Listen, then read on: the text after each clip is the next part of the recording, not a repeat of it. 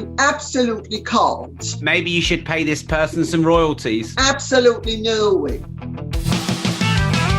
Well, Lady C, thank you so much for joining the Disruptive Entrepreneur Show. I'm very grateful to have you.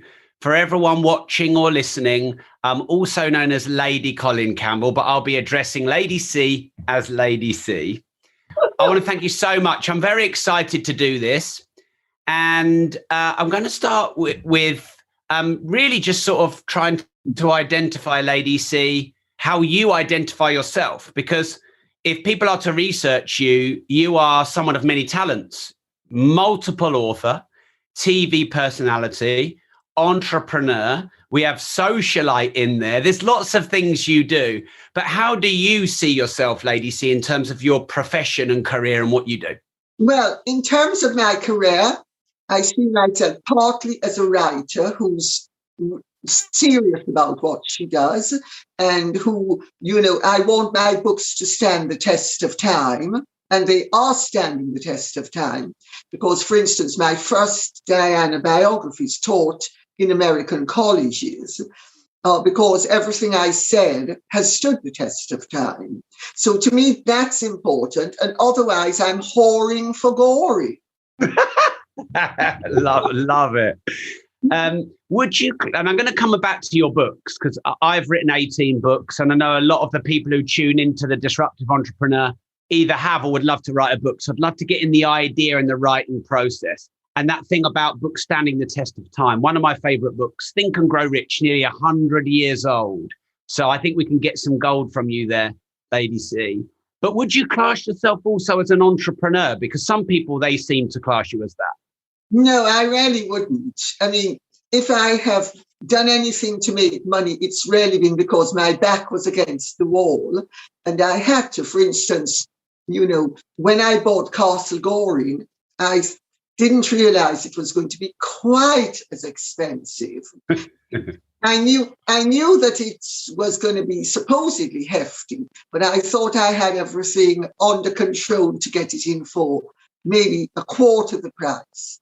And I didn't. I got it in for rather more than that. So then I had to be whoring for Goring. And since then, that's what I do. I make no bones about it. It's to make money for the castle. I mean, I wouldn't be doing any of the things that I do publicly, except for Goring. I never, ever did. I would, if I had a book to promote, I would promote it. And I would go and I'd very dryly give the interview. And then I'd leave and go back home and think, thank God that's over. But I've actually found out that you can really enjoy a lot of this stuff, which I'm sure you've discovered. A lot of it is really fun. And a lot of the people you meet are really interesting and fun. Amen to that. Now, I would argue, I'm going to challenge you here, Lady C, that your version of whoring is a disruptive entrepreneurship. Your back's against the wall. You need to hustle and make some money. You go out, make some money. You do what it takes to pay the bills. Is that not an entrepreneur? Well, I suppose it is. But I don't think of myself in that way. But I suppose it is. And thanks for including me in your number, because I know that you are a very great entrepreneur. Well, thank you. So you've done lots of TV shows, Lady C.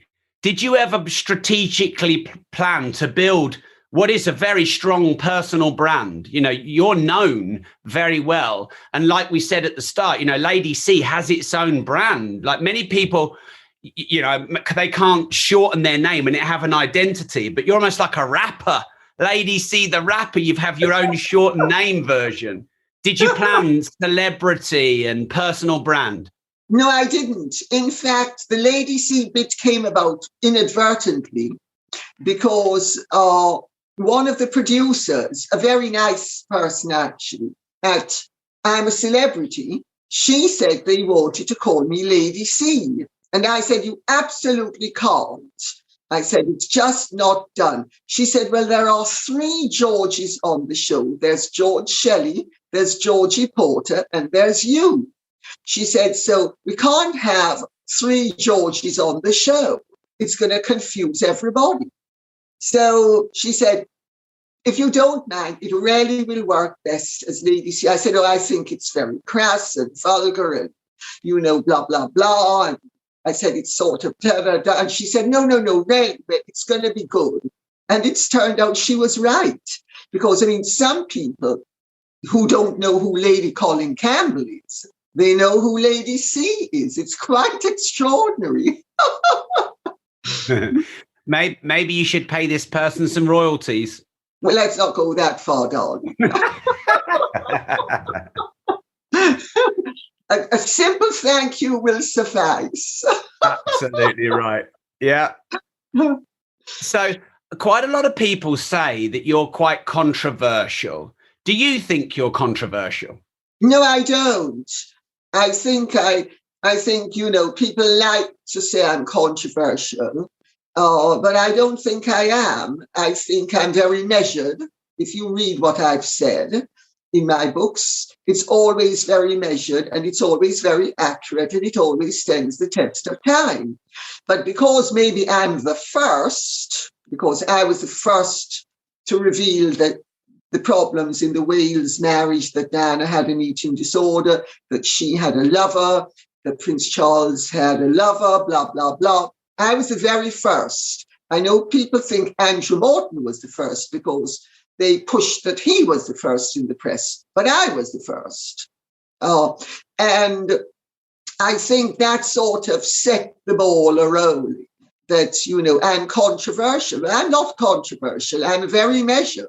I suppose if you are a bit of a maverick in that you're breaking new ground, people need to label you. So I don't really mind. I couldn't care less normally. Although when I did write my book on the Queen's marriage, I did think it was a little bit of a stretch for, I think it was the Mirror, to say that the contents were salacious, when I went to great lengths to point out that they had a very happy marriage and that there was nothing salacious about it.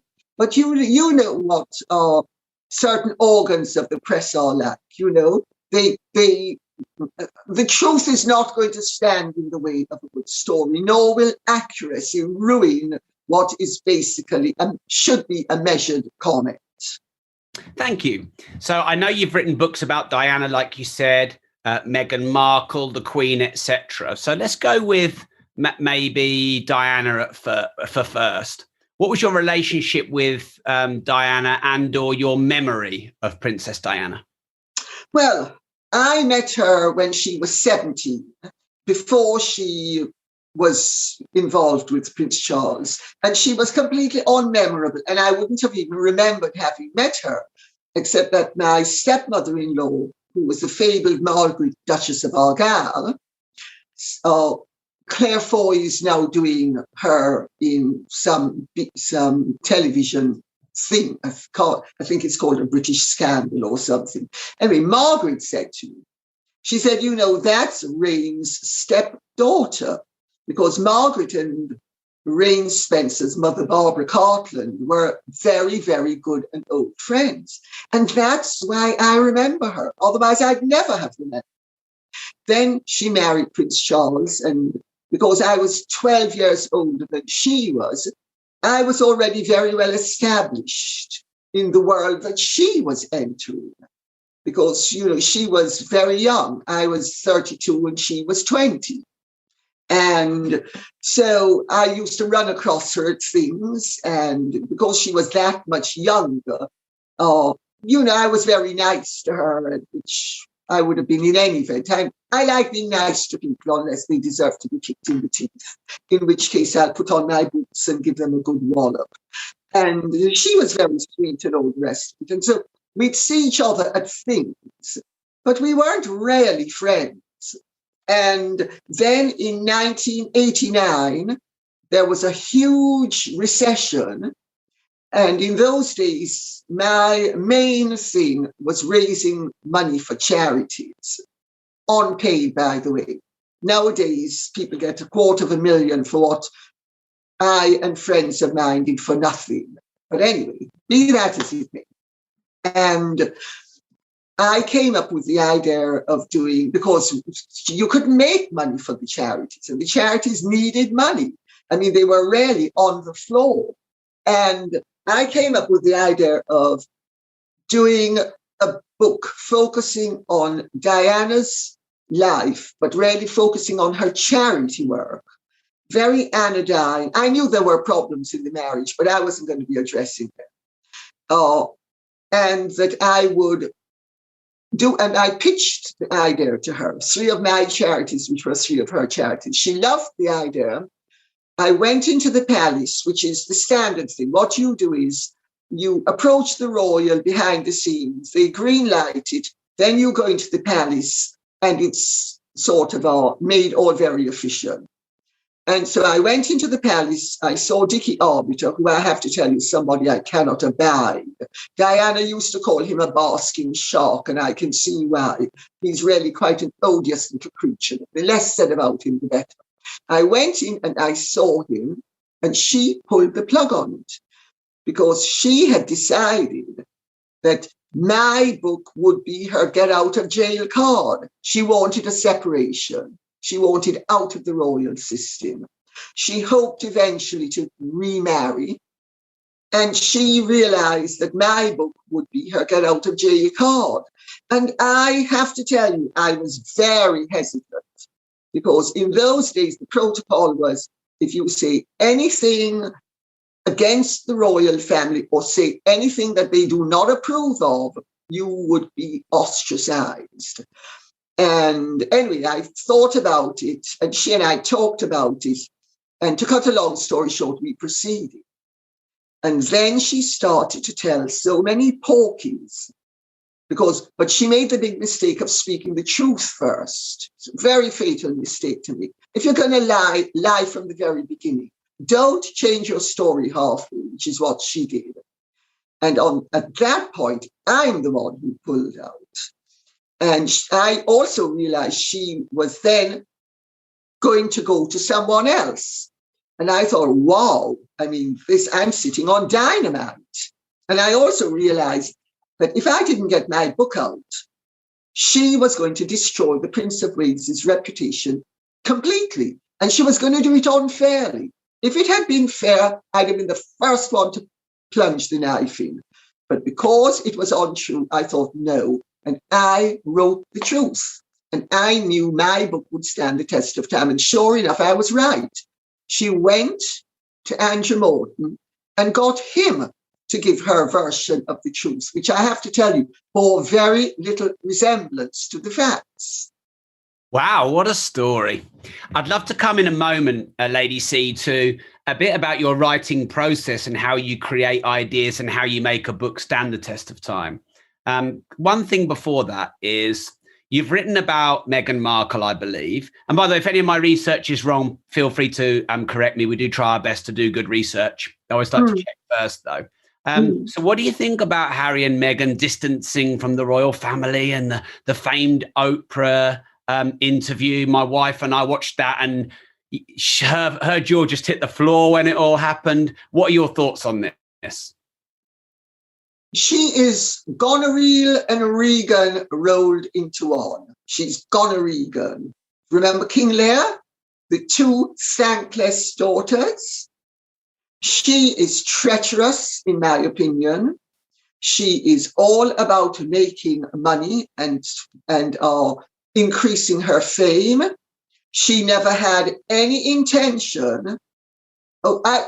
She had no intention of sticking it. And I should qualify at this point by saying a lot of the information that I received that made it possible for me to write Meghan and Harry, the real story, came from various well-established people, let's put it that way, courtiers, royals, aristocrats.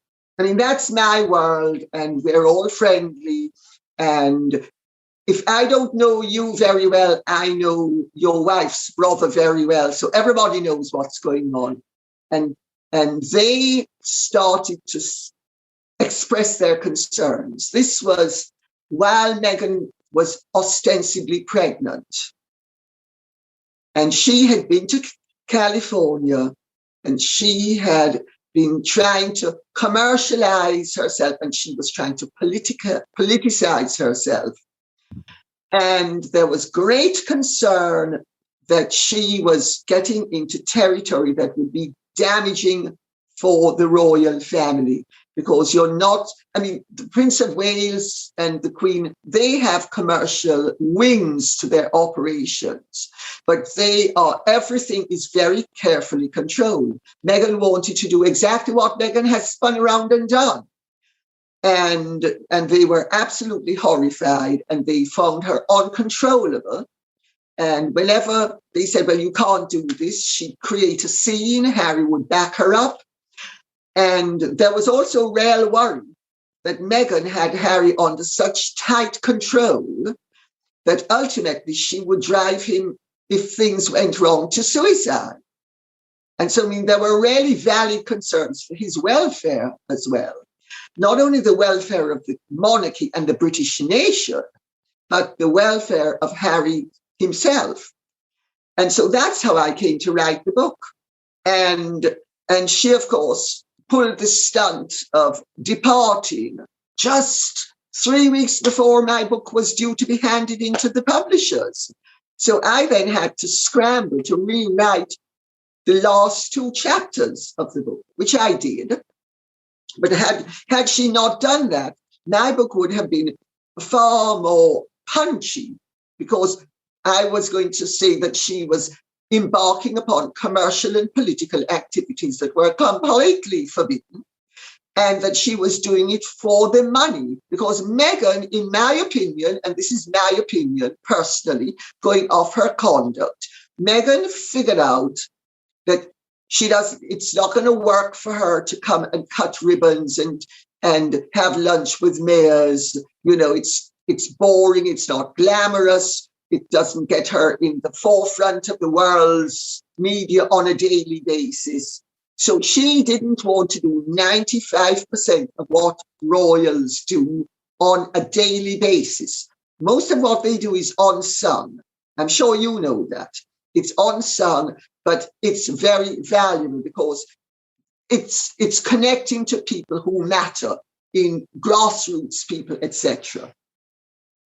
And I realized that she didn't want to do that. And she'd also twigged, if she wanted out of the marriage, she'd leave with nothing. While if she moved him to California and created this career, that she would leave with a lot of money. Well, at least she'd leave with 50% of what she had earned and what he had earned. So I thought there was a very cynical aspect to it. And I still think there is a very opportunistic aspect to the move. And he's gone along with it because he is completely besotted, enchanted, and bedazzled by her. It's Narcissus and Echo. That's what it is. And I wrote a book on narcissism, by the way. We'll have to talk about narcissism. I have a little theory on narcissism. So we'll come to that later. That everybody who accuses someone of being a narcissist is a narcissist themselves. Every time I've seen someone accuse someone of being a narcissist, I look at them and go, I think you define a narcissist. Anyone who's ever called me a narcissist, straight back at you, you're a narcissist. Anyway, let's talk about that in a moment. So I would love your thoughts on that. Now, I understand the deal with Netflix and or the deal with Spotify. We're talking £50 million deals here with Harry and Meghan for, podcasts and Netflix. I don't believe it for a second. I think it's all smoke and mirrors and hot air. I think they floated the balloon on a whole load of hot air. I have some very good friends who are Hollywood royalty. And real Hollywood royalty, not broken down fourth-rate actresses in a minor cable TV show. Proper royalty, Hollywood. And they say there's absolutely no way, none of it. They might have got 3 or 5 million, but it's all what they could get if everything went magnificently. And they are busy marching themselves and boosting themselves and inflating everything, their importance, their numbers. I don't believe it for a second. I don't believe it for 1 second. I think we slash off at least a 0 and you might be getting more to the truth. All right. I will take that. Right. Also, you notice, even though they've had these fantastic deals that are 50 and 100 and 150 million dollars, they've done 1 Spotify, I think it is, or 2, and they've done 1 or 2 things for I mean, excuse me, where are the results? I'm afraid if you're paid money to do something, you deliver the goods. You don't talk about it. It's all horse manure dished up as foie gras. Okay, right. Let's move now on, Lady C, to your books and your book writing. So I believe you've written 8 books or published 8 books. Is that correct? No, I've written 8 books on the royal family. Wow. So how many books have you written? Oh, I don't know, about 13 or 14. I'm not sure. I haven't counted. Wow. Okay. So how do you generate new ideas for content? I don't really know. They just come to me. I really don't know. I get struck by lightning. Honestly, I couldn't how I know. And it's, also when I'm writing, sometimes I'm as surprised as anyone else by the things I come out with. Because I think if you have a basis of knowledge, when you're writing, you should know this. Things just come together. And if you can't surprise yourself, I should think you can't surprise the reader either. What do you think? I think you make a really good point. I definitely think the more you learn, the more comes through you, definitely. So is there like a little writing routine you have? Let's say someone is listening and they're inspired by the fact that you've written 13 books and built a great brand, and they want to start writing their own books. As much as it's great to hear the ideas come through you, someone can't copy that. They're not just going to be able to sit there and go, oh, I'm waiting for my ideas to flow through me like they do with Lady C. Do you sit down to a certain amount of time a day? Do you write in a particular environment which is conducive to creativity? Give us a bit of flavour of that.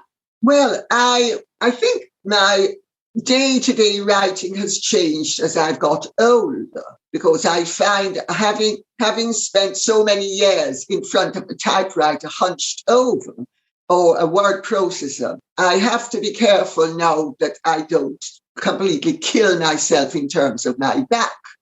So I now write semi-prone like Madame Recamier on her chaise longue.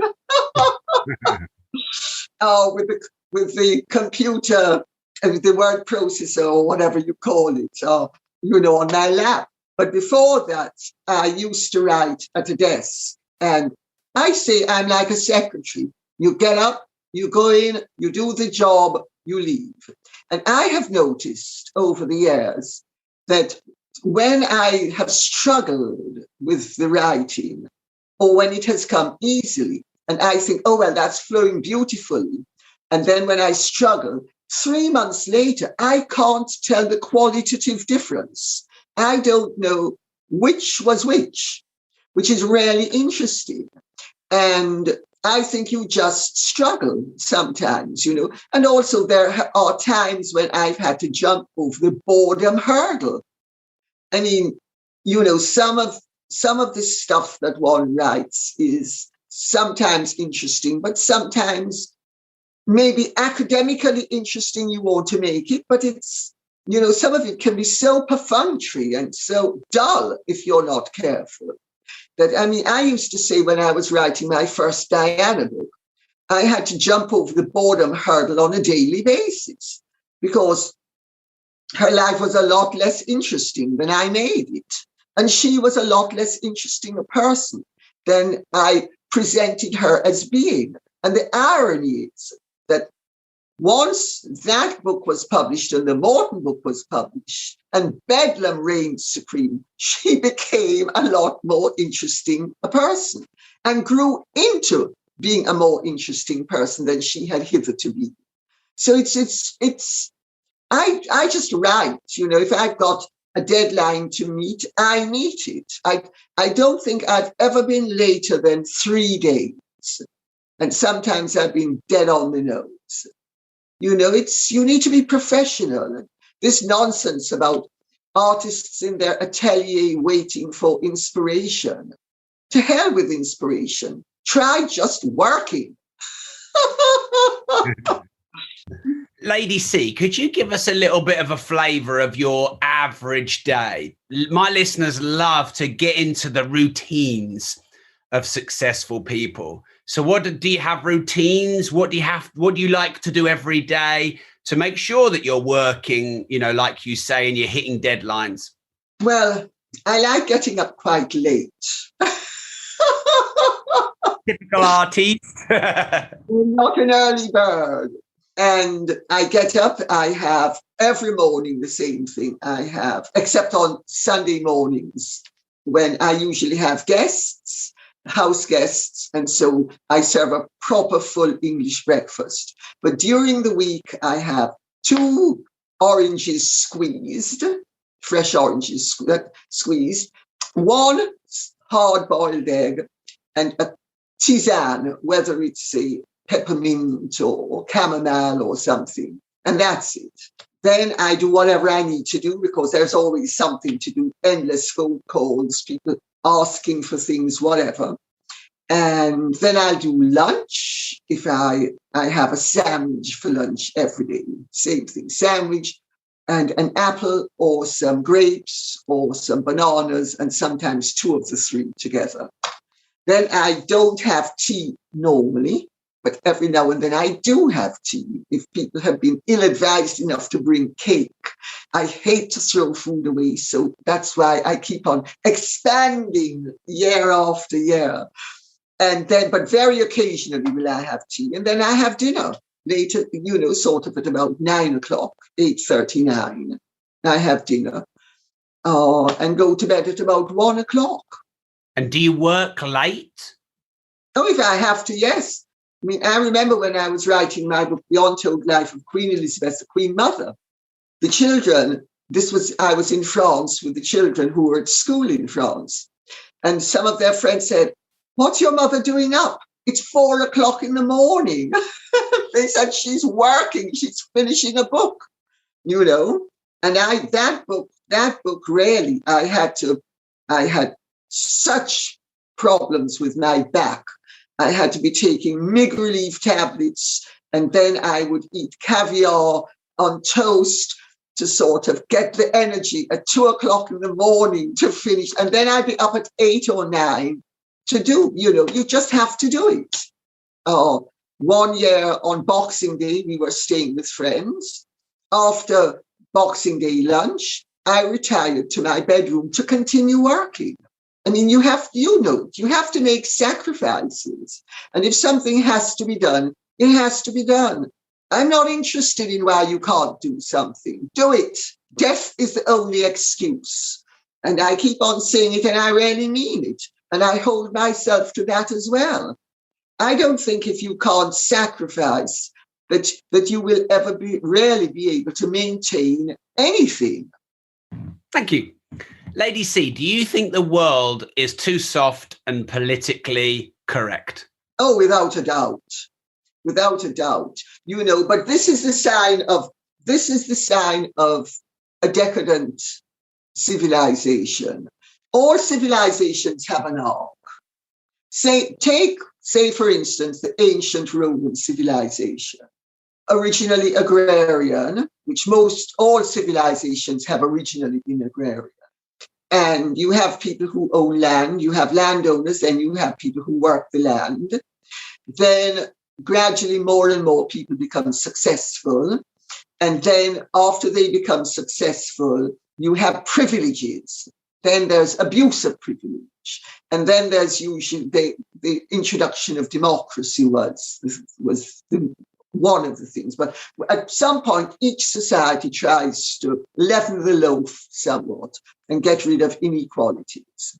At some point, all societies convert privileges into rights. And that is the moment at which the society starts to decline.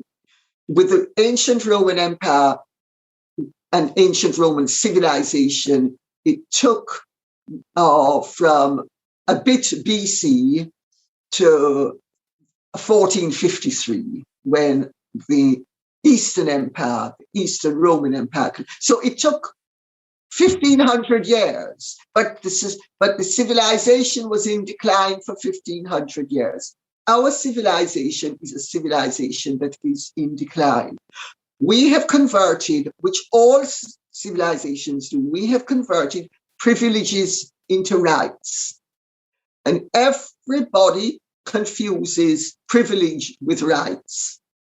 And they expect to be given by the government, by the state, by life generally, that which really is not the government's or the state's or life's to give you. You need to get off your bum and make something of your life. So that, I think, is what is going on now. And we have very greedy, entitled people who think, no, I'm not making any sacrifices. Everything must come to me. Well, that's not really the natural way. And ultimately, we are natural beings, and we cannot distort nature too much without suffering adverse consequences. Having said that, more people are better off with more rights, more privileges, a better standard of living, and more liberties than in the whole history of civilization right now, even with COVID and even with the restrictions of COVID. So we have also done something right as a civilization, because we have given people liberty and prosperity that is unprecedented, but it comes at a price. Everybody, an army is not run by field marshals and nobody has a foot soldier. The human being walks on his or her feet, not on their hands or head. And society is the same thing. And so I think, yes, we're a very spoilt, indulged, entitled, and really quite unrealistic civilization at the moment. Having said that, there's a lot of good as well. And I'd like us to retain the good and recalibrate to make things more realistic. Could you give us some examples of that? What do you perceive as those solutions to an entitled society? Well, for instance, I will use one small example. The disposable fashion industry. The fashion industry in my lifetime, and I was a Deansley student at the Fashion Institute in New York. So I studied apparel design, has to be said, 1967 to 1970. So when Methuselah was in short pants. Well, see, in those days, you bought clothes that would hopefully last or you would adjust. We have in my lifetime built-in obsolescence in all sorts of things that it's dangerous to have obsolescence in, because we have been consuming the environment to satisfy a false goal of obsolescence. Yes, it breeds a degree of prosperity. It also breeds great damage to the environment. And the fashion industry, the disposable fashion industry, has destroyed much of the environment in the East. It's a huge, huge problem. They have polluted rivers. They have destroyed huge swathes of various countries in the East to satisfy our desire for a T-shirt for £5. And people, I'm horrified to see young people buying a T-shirt for £5 and think, oh, well, I can't be bothered to wash it. I'll get another one. I'm sorry, wash it, keep it. I have clothes that are 50 years old. I mean, what I have on right now is 12 years old. It doesn't look 12 years old, does it? Because you need to take care of things, and you mustn't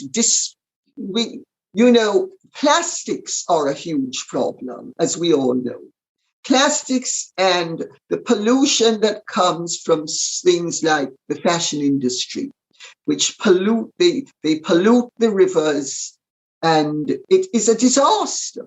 We need to rethink some of our values and return in some ways to more old ways of doing things, conservation, preservation, and also something else that is very at the moment, and I don't hear anybody speaking about it, but I'm going to speak about it, is that until the advent of penicillin, people kept their distance from each other.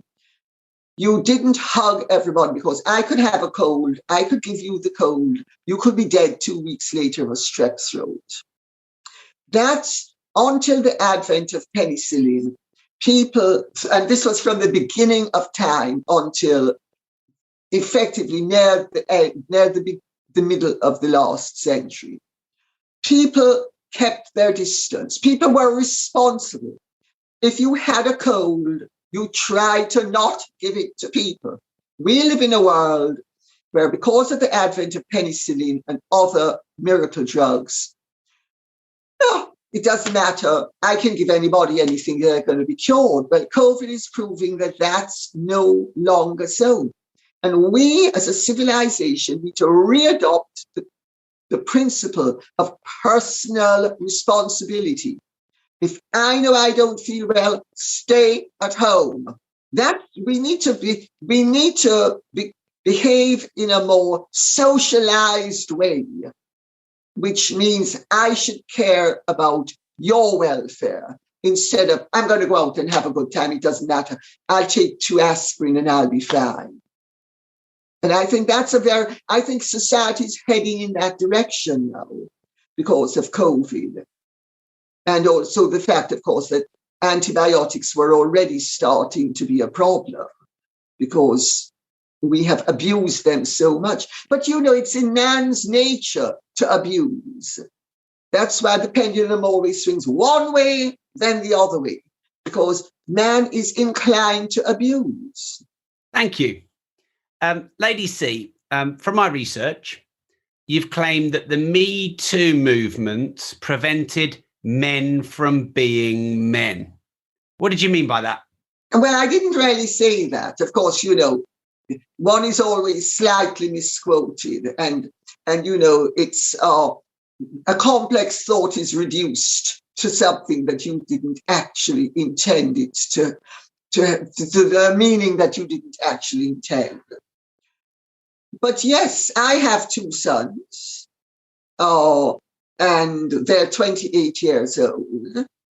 And I have seen the way women have changed. Sometimes it's for the better, by the way. When I was young, a girl never told a guy she loved him first. She waited for him to say, I love you first. And she never proposed to him. She'd wait for him to propose it. Women were less dynamic, let's put it that way. That's changed. And I think in some ways that's a very good thing. But I see that women are so aggressive now. I mean, my sons have complained to me about when they were younger, that girls would come up to them and sort of, and I mean, this is not a complaint of theirs alone, many young men as well, good-looking young men. I'm sure you had it happen to you, where girls come up to you and sort of like, how about it sort of thing. And, so it really becomes a transactional thing where I have my body and you can have it. And it's so, and they have removed a lot of the romance and a lot of the sensibility and a lot of the feeling from intrapersonal relationships. And they have also, if a guy, for instance, goes up to a girl now, unless he gets an engraved invitation from Smythes, she can accuse him of all sorts of things. And they often do mischievously. I'm not saying that there are not situations where, that untoward things happen. Untoward things happen to all of us. I mean, in my day, practically every girl I knew got date raped at some point. So you learned, don't go to a guy's apartment for coffee at 2:00 in the morning. Coffee is a 4-letter word and it begins with C, but it doesn't end in E, it ends in K. And that's what he has on offer, And so you learn, all of us learned to don't put ourselves in compromising positions. Nowadays, I mean, some of the laws, I think, I read somewhere, I don't know how true it is, that somebody was accused of rape because he was in the middle of Congress and she decided that she wanted it to end in the middle of Congress. And when he continued for a little bit longer, she accused him of rape. I'm sorry. I think that is a total misuse of what true rape is all about. And I think that true rape is a terrible thing. But they have hampered to such an extent interchange between the sexes with false accusations that, and then criminal compensation. So a lot of people are incentivized to lie to get a criminal conviction. Look at that lady the other day, the judge's wife, who was accused of child molestation because the male in question, she says, wanted money from her. She got off. But the point was made in court that he was hoping that she would be done, and then he would be able to sue her for a whole load of money that she was not prepared to give him otherwise. I'm not saying that there are not injustices on either side. There always are. The point I'm trying to make is that decency needs to prevail and that young people should not take advantage of each other, but also you shouldn't be mean and nasty when you don't have to be. Lady C, when you Google your name, certainly on my computer, it might be different in different regions. The first thing that comes up, which is the question that most people ask about Lady C, is, what is Lady C's gender? Are you able to talk about that and, a bit of your story around dealing with that? Well, it's very tiresome. Maybe not for others who maybe... I know, but maybe not for others, but, I will say I'm not a piece of meat in a butcher's shop for the delectation all and maybe the purchase of one or two. So I will be very brief about the whole thing. My gender is female. And everybody by now knows that I was brought up in the wrong gender because when I was born, that's what happened to girls who were born with certain deformities. It happened even long after I was born, although there is a very famous movie actress who had a similar, not identical, but a condition as well. And she was brought up in the correct gender. And I mean, it's well known in a certain circle that, but it's not something for general consumption. And I would never mention her name. But it's a far more common occurrence than people might realize. But I've never thought, oh, poor me, how unlucky I was. I thought, I'm lucky that I was born just before medical science could sort out problems like this, so that you could actually have a full life. You know, you have a choice in life. How are you going to look at a situation? And I choose to look at it from that point of view. I've never known anybody who was a true victim who played the victim card. The victim card is invariably played by people who are not victims, who want to have an advantage. Well, thank you for talking about that. Okay, so where should we go next? I'll tell you what we'll do. I'm going to save those two questions till last. Well, can I say, because you can cut it out, I'm slightly concerned about the answer I gave about the rape thing. Well, look, you have absolute autonomy on edit. So if there's anything, we can send you the content. If there's anything you think, nah, just take that out, more than happy. Thank you. Because I don't want, the problem with dealing with very nuanced subjects is that people will then choose, where you said, I am not an axe murderess, even though they said I am an axe murderess. Then they cut out the I am not an axe murderess. So you get, I am an axe murderess. Yes, she admitted it, So I'm just, but anyway, okay, so let's go on. Yeah, sure. So with the YouTube recording of this and the podcast of this, 95% of the time, we don't edit anything. It's just the whole show. Because our guests, they come on this show because we don't edit them out or nick little sound bites like the media might. Okay. So, but anyway, we can send you that and you can go through it if there's any bits to take out. Okay, well then, now that I know that, let's just continue. for lack of it. Great. Yeah. And we probably won't edit that bit out because people will like that bit. So, okay. So we said we'd have a chat about narcissism. You've written a book on that. But I'm going to save that to the end for a bit of fun because I want to change up the pace a bit.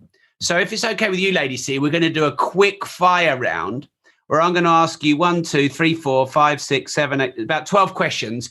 But if you could answer in 15 seconds or less to get, it's just a bit of fun. Normally is we enjoy it. Okay. So, quick fire question number 1, Lady C. What do you think is your greatest strength? Perseverance. What do you think is your greatest weakness? Well, I'm not going to say that. I'm not that dumb. But I suppose it used to be gullibility. What is your greatest fear? I don't have a greatest fear. I think in life you learn that if you're afraid of something, just conquer your fears. It's as easy to be courageous as it is to be cowardly, because ultimately you have foreseen and unforeseen consequences, whether you are brave or cowardly. So you may as well be courageous. Sorry to take longer than 15 seconds.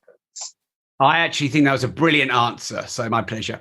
No worries about that. This is your round. If you want to take 17 seconds, then you're allowed. What's the best career decision you've ever made? Writing my Diana book was the best career decision I ever made. The next best career decision I ever made was going into the jungle, ironically enough. What's the worst career decision you've ever made? Entrusting a vast sum of money to somebody who presented himself as my greatest male friend and ripped me off royally. What's the best advice you ever remember receiving? I'm not sure I can think of something so quickly. What's the worst advice you ever remember receiving? Again, I can't think. Sorry. I'm not very good on snap things. Now, this is great. Maybe we'll come back to those. It's all good. This one doesn't have to take 15 seconds. What one thing do you think is wrong with the world that you'd love to see changed? I would like to see people have more respect for each other's opinions. And that means that I have the right to offend you with my opinion, and you have the right to offend me with yours. If there was one person on the planet alive today you'd love to see interviewed on a show like this, who would it be and why? Thomas Sowell. Thomas Sowell, he is America's greatest living philosopher. And he is a fascinating thinker. He is brilliant, and he's sound and solid, and he is grounded in true philosophy. He's very against a lot of what is happening nowadays, because he is a true libertarian. He understands liberty is very important, but it also comes with responsibility, and that one should always be measured. And prejudice can be a very destructive thing. And it doesn't matter whether you're prejudiced against what is fashionable or unfashionable. Prejudice is usually the sign of an uninformed mind and a really niggardly heart. This show has the word disruptive in it. Disruptive entrepreneur, disruptive, insert whatever word you want. What does the word disruptive mean to you? Oh, it usually means badly behaved house guests who don't come to dinner on time, or who,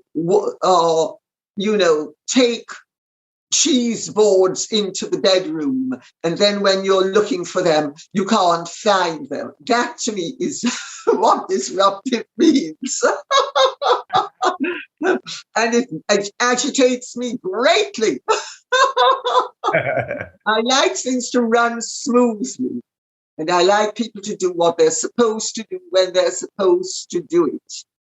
Oh, that's to me disruptive. What you're doing is not disruptive. What you are doing is thinking creatively and resourcefully. And that's, to me, not disruptive. That is life enhancing. A friend of mine died a few days ago. I hadn't seen him for years, but he and his wife, ex-wife now, she's still a lovely, lovely person. I only spoke to her the other day. Edward de Bono. Have you heard of Edward de Bono?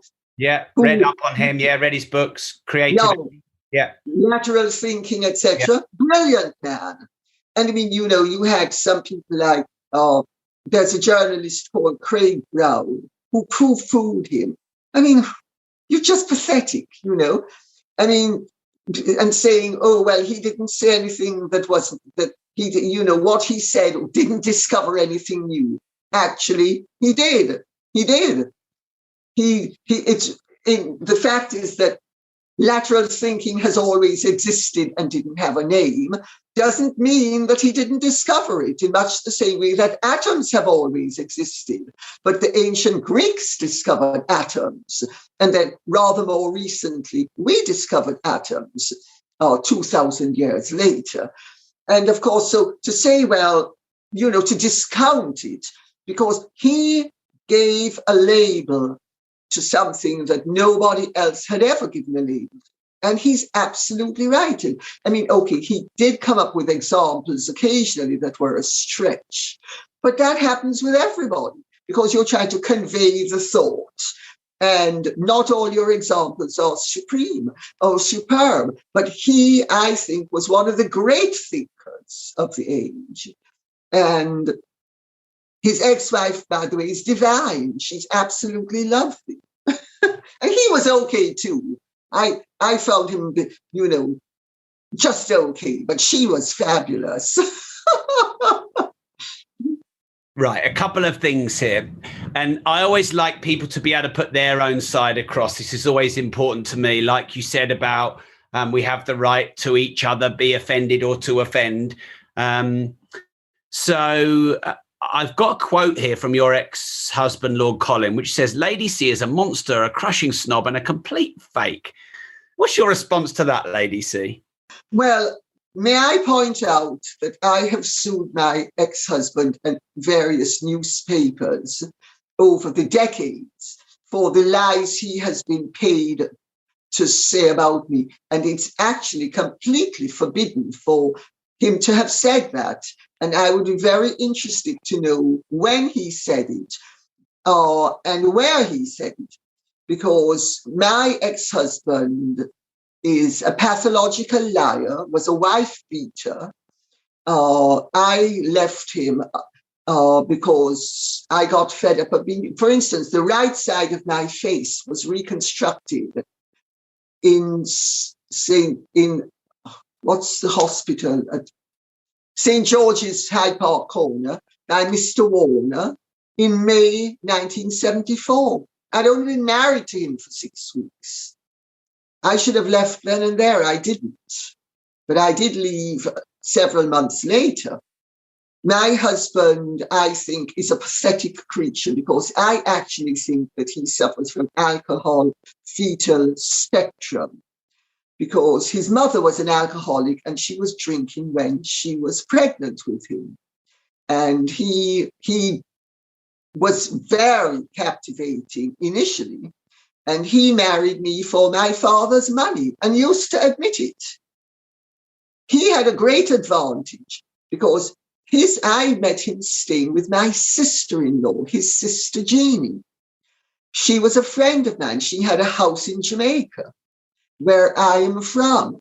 He knew all about my family. He knew that my family had money. And as he used to point out, members of his family always married for money. But I was not prepared to have his hand deep in my father's pocket, because I had a very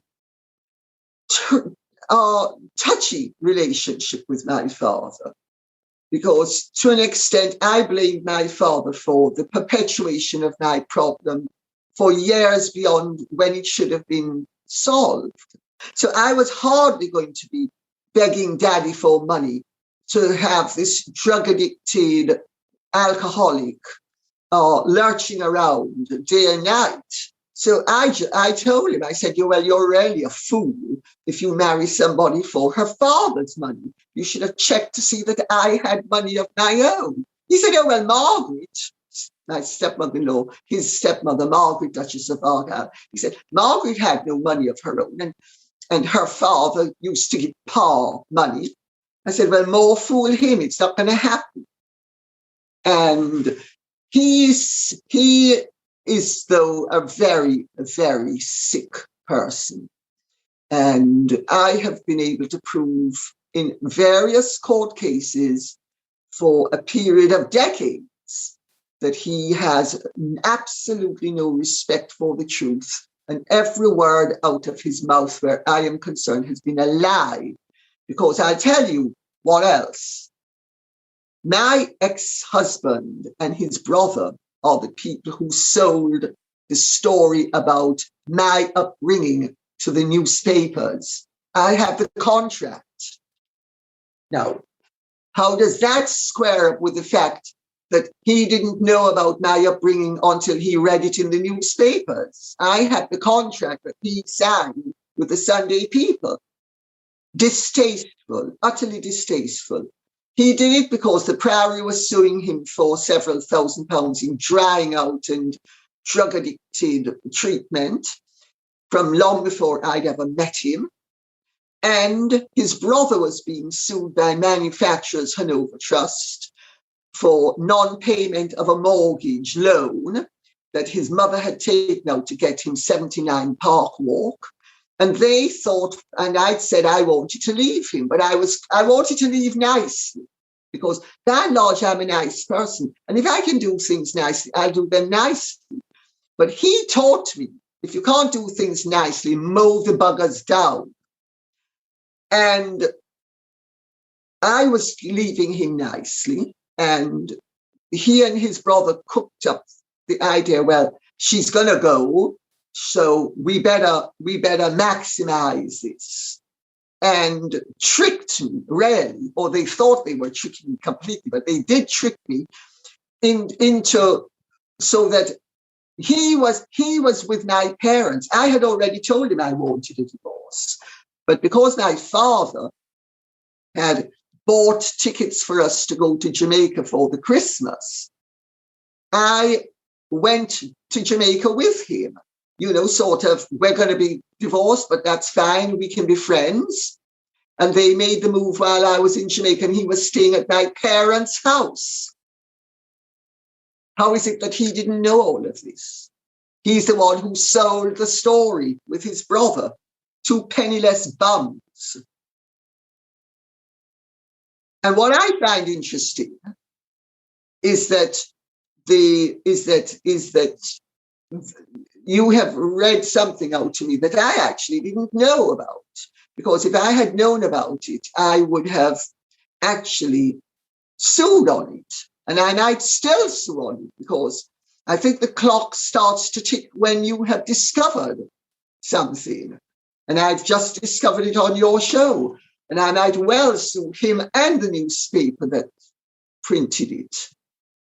Because I've sued him. You see, my mistake as well was in the 70s when I left him, and I could have sued him. I just sued the newspapers. I thought it was inelegant to sue an ex-husband. It was only in the 1990s, 20 years later, when all of this was still ongoing, and and the newspapers were still happy to print his lies, even though they knew they were lies, and even though they had paid out significant sums previously, but they made more money telling the lie than speaking the truth. And that's when I hit them and him. And I sued him as well as them. And they all walked away, it cost them hundreds of thousands of pounds apiece. And I said, when my lawyer says, I said, no, we're going to hit the bastards in the pocket. That's the only thing they will understand. But this time I might actually, because the last time I could have continued suing Colin Campbell after the newspapers settled, but I thought, oh, well, I can't be bothered. But let's see what happens, because I'm going to have a look at this. And I might sue them and him. And if they settle, I can still continue to sue him. And let's finish on narcissism, because we raised that earlier. And you said you've written a book on narcissism. And I said something that I've experienced with people who accuse others of narcissism. Of course, only my experience. And I understand that your mother had a narcissistic personality disorder from our research. So let's talk about narcissism. How do you deal with it if you've got people in the family with it, or people you know with it? What is it? Do some people use it as a weapon, as an accusation? Let's talk. I agree with you. It's a word that nowadays is bandied around really very irresponsibly. And I agree with you that often people who accuse others of something actually suffer from it themselves. I think it's called displacement or projection or some such thing, if you could refresh my memory. But anyway, I wrote the book. When I wrote the book, narcissism was not the hot topic it is now. In fact, there was very literature on narcissism. It's now become, in the last 10 years, as indeed narcissism has become rife because of the entitled society that we live in, because one of the things that creates a narcissist is somebody who's spoiled and where you feel entitled. But Erica Freeman, who is one of the most eminent psychoanalysts on earth, she was a friend of my sister-in-law, Jeannie's, and she was a friend of another friend of mine who will remain nameless because she has a very eminent name, but she's very private, so I'm not going to mention her name. And Erica was having tea with us. We were in New York together. And Erica said that I should write a book on money because at the time there was very little literature on the subject. And none really from somebody who had survived narcissistic personality disorder. And as Erica put it, she said, you're very spiritually and emotionally evolved, and you will be able to make a contribution to the subject. I was horrified. I said, oh, Erica, are you absolutely nuts? It's my mother. I couldn't write. She said, think about it, because you really could do a lot of people some good. Write it. And she kept on at me. And so I thought, well, once I thought about it, I thought, well, I need to ask my sisters, because it's their mother as well. My brother by then was dead, so I didn't need to ask him. My father was dead. My mother was dead. I couldn't have done it if Mummy was alive. It would have been too disrespectful. But they're all dead, so it doesn't really, it's not going to harm them. So I asked my sisters if they would mind, and they said, no, fine, go ahead.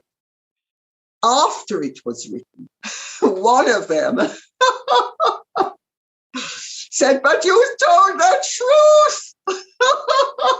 I said, well, what did you expect? Of course it's going to tell the truth. She said, but you told the truth. Like, she didn't really expect me to tell the whole truth, but it didn't make sense to write it if you didn't tell the truth.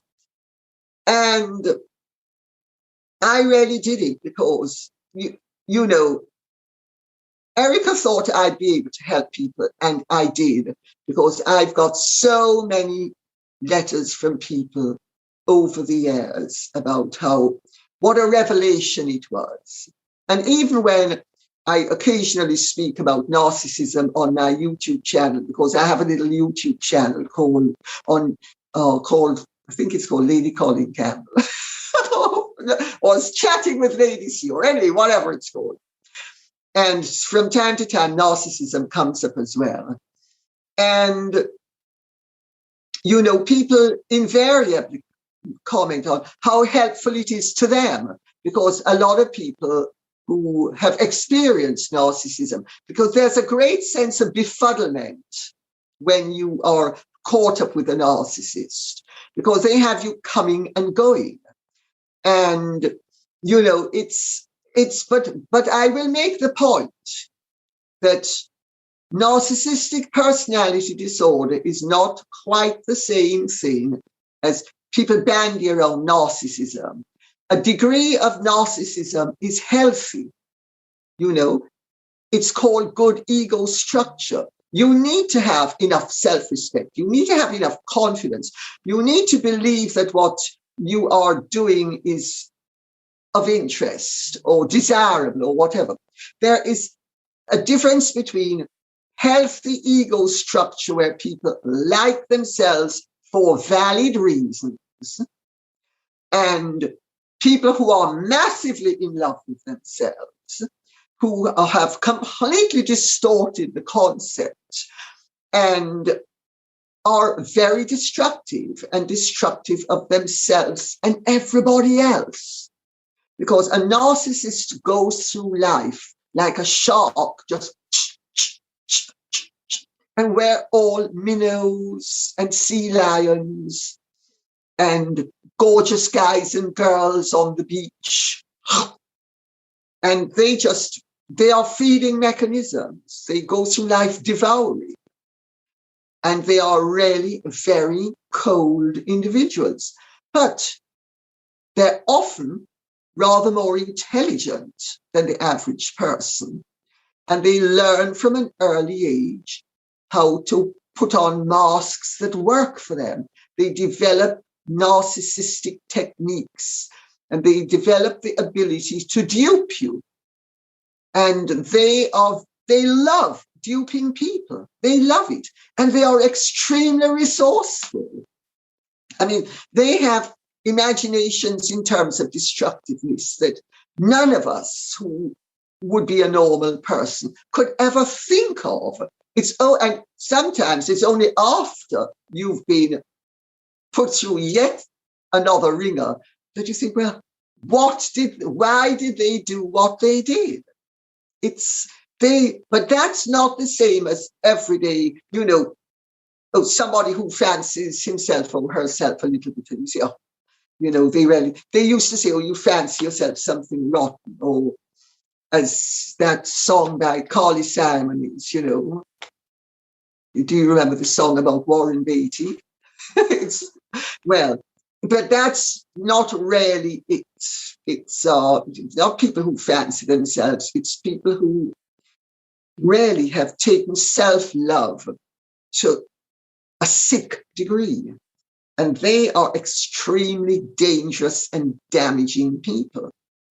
So let's finish on this, Lady C. And by the way, I've just found your YouTube channel, so we'll give that a good shout out. You've got some really great views here on a lot of your content. And it's Lady Colin Campbell. Lady Colin Campbell. So anyone listening, please make sure you do subscribe to Lady C's channel.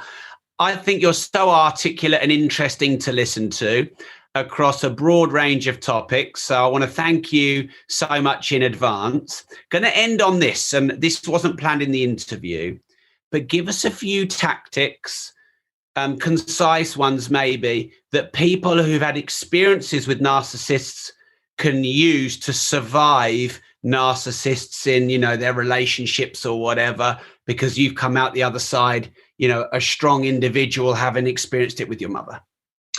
Well, if you can possibly avoid them, avoid them. Nothing is ever going to end well. You are swimming in a sea with a shark, and when it's hungry, it's going to bite off your leg. So avoidance is often a very invaluable tool. If you cannot avoid, or you choose not to avoid, you need to draw lines very firmly. And as soon as the nonsense starts, you need to nip it in the bud. I used to, because I did not speak to my mother for 20 years. And the only reason I started speaking to her again was once I got my children. I wanted them to have grandparents. And since we were a one-parent family, it needed to be my parents. And my father, who had Parkinson's and was very ill, was very excited to meet my children. And I was going to take them to Jamaica to show him. And he died before we reached there. But anyway, so I had to go for the funeral and blah, blah, blah. And that was the opportunity for my mother to try to reestablish contact. But I had already decided I was going to reestablish contact with her for the children. And I did the right thing from their point of view. And I understood she was a dangerous woman, and I needed to keep that shark in her pen. And I used to, one of my sisters would,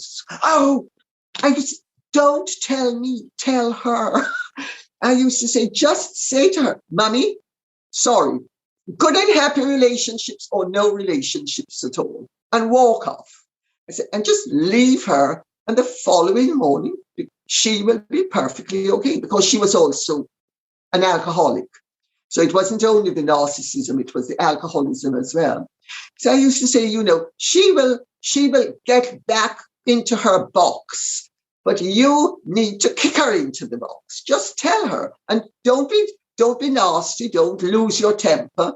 You know, just say good and happy. I figured out one or two trigger things to say. Good and happy relationships or no relationships at all was really the best one that I came up with. And occasionally I would say something like, be that as it may, but I'm now going to go for a walk. And I'd walk off and leave her. I'd just leave her in the lurch. And because she, of course, would want you to get in there with a whole tussle and oh, sure, she was rude to me, or da la la da da da. I thought, I'm going to deprive the cow of all of her mooings. And I made sure I did, you know. But I just thought, I'm not engaging. But very occasionally, when she was dying, and each of us had to go and spend a week with her in Cayman, because she died in Cayman, and we needed to be there because, you know, otherwise she was just with the maids and the gardeners, etc. And so each of us would go. And then sometimes she'd be so maddening, you know, that I'd think, Christ, I've been here for 3 days and she's not yet asked one question about me all my life. All about herself. I think, and once or twice, I just say, Mummy, I'm going to take a break. Just walk off, because I just thought, but there was no point in saying to her, you are the most maddening creature, because she was the most maddening creature. But at 77, she wasn't going to learn, and she hadn't learned at 7. She didn't learn at 3. So why was she going to learn at 77? And then I sort of think, well, I'm upset, but then I'm human. I'm entitled to be upset, And once or twice, I actually even thought to myself, well, at least I'm going to get a whole load of money at the end of this. But then the irony is that because my sisters are American citizens, the bank in Cayman would not allow them to be signatories on Mummy's accounts. Only I, who was a British citizen, could become a signatory, because in Cayman, they won't allow any American to be a signatory on any account, because then that gives the Uncle Sam the right to ferret around in everybody. So to prevent Uncle Sam's intrusiveness, they just don't allow Americans, which meant that towards the end of her life, I had absolute control of everything. So I'd think, well, at least I'm going to, and then I think, well, of course, I could walk off with the money tomorrow, but of course I wasn't going to. But, you had to console yourself with some reward, even if you knew that really you weren't there for the money. You were there because it was the right thing to do as well. And, but I can't say I had any sympathy for her whatsoever. People like that, if you have sympathy for them, they gobble you up. I used to say, Mummy has so much self-pity, I don't need to pity her. It's true, because they will take any emotion you have and they will devour you. But I'm lucky looking back on it, because it took me maybe 40 years to figure out that, certainly 30-something, because I didn't figure it out till Mummy was dead, that Mummy died to me in 1972 when she tried to burn me on my face.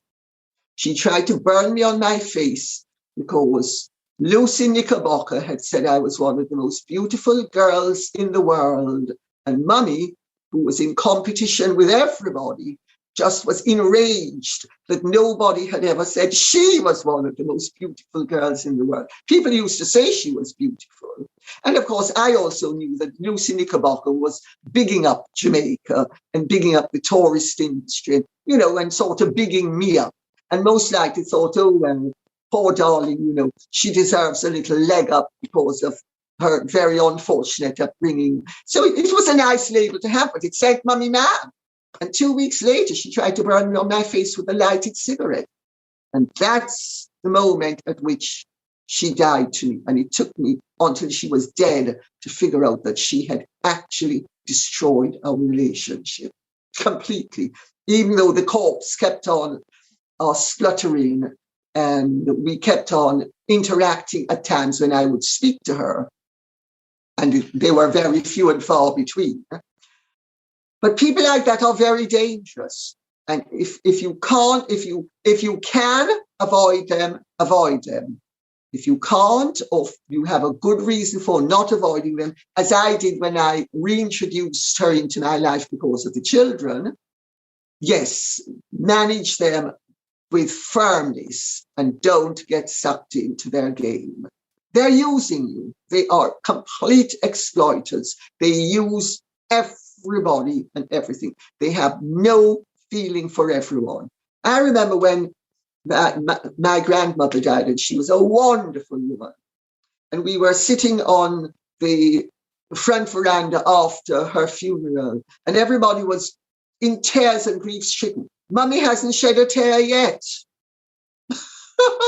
Her own mother hasn't shed a tear yet. No interest. The only thing she was interested in was Where was the land and how much was it worth? That was what she was interested in. Users, they are opportunists. They use everybody. And if you think they love you, it's only because they are using you. And as sad but true. Wow. Lady C, I want to say thank you very much for giving your time. We follow you, Lady Colin Campbell, on YouTube. We've given that a good couple of shout outs. What one book would you say we should start on that you've written, if you were to choose one for us to go and get right now? Well, I suppose the most topical would be Meghan and Harry the Real story, because I foreshadow everything that's happening. Because once you get to the heart of the matter, everything follows as a natural consequence, even things that come in the future. I'm not a fortune teller, but I'm very good at getting nailing down my characters. Then, if people are interested in Diana, the real Diana, the British version, is much better than the American version. And a really good book for those who really like fascinating characters who are very effective is The Untold Life of Queen Elizabeth, the Queen Mother. She was some operator, let me tell you. She was something else. She was really very bright, very capable, very ambitious, and nothing like her public image. She could be she was very sugary and sweet to meet. But my goodness, she knew how to operate. And hers is a really fascinating life, because that is an operator who succeeds. Diana and Meghan are both operators who, Diana wasn't really an operator, but in her operations, she ultimately failed. Because look at what happened to her with the Martin Bashir thing, or many other things. But the fact of the matter is, Diana begged for it and she got it. Because Diana used to do to people what Martin Bashir did to her. So there's a sense of justice there somewhere. Although I'm not recommending that Martin Bashir should be let off the hook, because I think he should be firmly pinned on it. And Meghan, I think, is destroying their brand.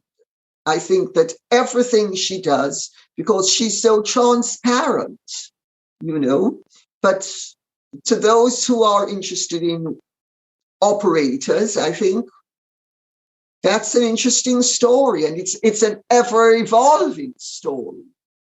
But I think several people have said, I really got her measure, and I did. I did, because I know her type. I've lived through it. There's nothing like battle scars, my dear, to make you know the sound of cannon and machine gun fire. Lady C, thank you very much. Really appreciate you. Thank you. My pleasure. Thank you. God bless. Bye. Bye. Hey, it's Rob again, and I need to own up to something. Entrepreneurs don't celebrate enough. I bet you don't. I know I don't. And we went through the 5-year anniversary of the Disruptive Entrepreneur, which is a massive achievement. And the 600th episode, which again, how many podcasts have done 600 episodes? And we didn't even celebrate. So I want to celebrate the 600th episode and the 5-year anniversary with you. We have something new and special that I think you're going to love. Now, many of you who listen, you're on my Facebook supporter program. You get 10 pieces of content with me as a bonus over and above what the general public get. We have supporter-only meetups, socials, dinners. I do Ask Me Anythings every sort of 2 weeks or so live. We do Make Cash and social media challenges. You get discounts. You get to come to events and you get premium ticket upgrades and so much more.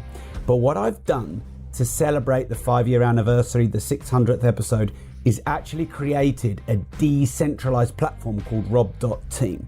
Many of you don't use Facebook. We're in a more modern decentralized age now. So if you go right now to rob.team, www.rob.team, you can join my supporter and rob.team program. You can choose whether you enroll on Facebook or the non-native decentralized platform that I've built specially for you.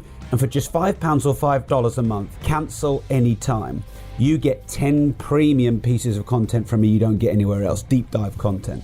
You get supporter and team only meetups, socials and dinners throughout the year. 2 weekly Ask Me Anything live that I don't do in any public situation anymore. We do 7-day challenges about 5 times a year, make cash challenges, social media challenges. You get premium ticket upgrades, special discounts. I have 3 Facebook account managers. We often have Zoom meetings with them, and then we update you sort of from the horse's mouth live what they shared with us. Whenever we do events and webinars, we never do replays or recordings, but as a supporter and team member, you get those free. You get an extra 10% discount off any of my trainings. And get this, if you're one of the first 60, I can't do 600, you'll see why, then I'm actually going to do a 15-minute one-to-one personal call with you. And if you're one of the first 256, I've just set up a brand new Rob.team WhatsApp group where you'll get my mobile number and we can share strategies and tactics together. So go right now to www.rob.team. That's www.rob.team. First 50, get a 15-minute one-to-one call with me. I'm going to do that after your first month subscription, and it's going to take me a bit of time to do that, but I'll do it. I'm a man of my word. And the first 256, you get into the Rob.team supporters only WhatsApp group. There's loads of bonuses in there. This program has been running for 2 years. My 6-stage, 7-figure launch formula, which was a paid-for course, it's in there. How to write a best-selling book course is in there. PA, VA and social media manager and brand manager documents and job descriptions are in there. Marketing KPIs documents are in there. How to dramatically increase your fees, the book I'm writing, the up-to-date version is in there. There's so much content. It's only £5 or $5 a month.